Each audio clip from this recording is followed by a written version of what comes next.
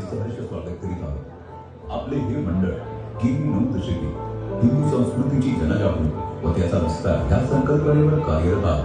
आपल्या स्कंद पुराणात, ब्रह्मपुराणात व नारद पुराणातील उत्कल खंडात ज्याचे वर्णन आहे त्या 4 धामांपैकी एक ओडिसा राज्यात स्थित असलेली श्री जगन्नाथपुरीबद्दल आज आपण जाणून घेणार आहोत। जगन्नाथ म्हणजे संपूर्ण सृष्टीचा स्वामी। तर चला हीच कथा ऐकूया स्वतः जगन्नाथाच्या आवाजात। मी आहे जगन्नाथ, तोच तो युगानुयुगे रथावर आरूढ होऊन पुरी नगरीतून मार्गक्रमण करत आहे। पण आज मी तुम्हाला एक गूढ सत्य सांगायला आलो आहे, असं सत्य जे फक्त भाग्यवान भक्तच जाणतात। लोक मला जगन्नाथ म्हणतात, पण तुम्हाला माहिती आहे का मी कोण आहे?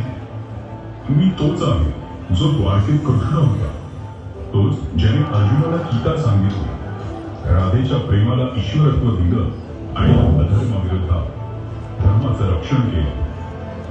जेव्हा द्वारकेचा अंत झाला, माझं पार्थिव शरीर समुद्रात विसर्जित केलं गेलं, पण माझं हृदय, माझं चैतन्य तत्व नष्ट झालं नाही।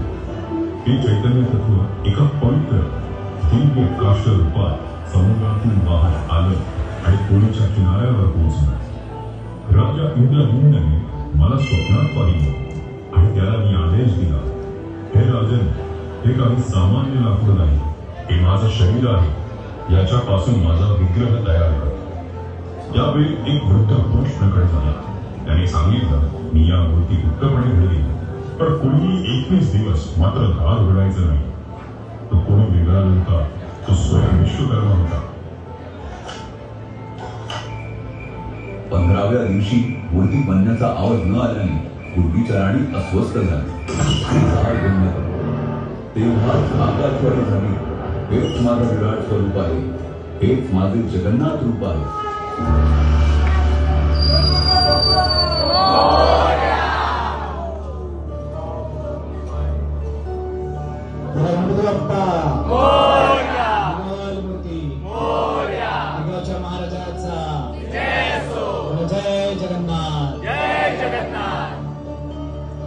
आपण लवकरात लवकर छायाचित्र काढायचे।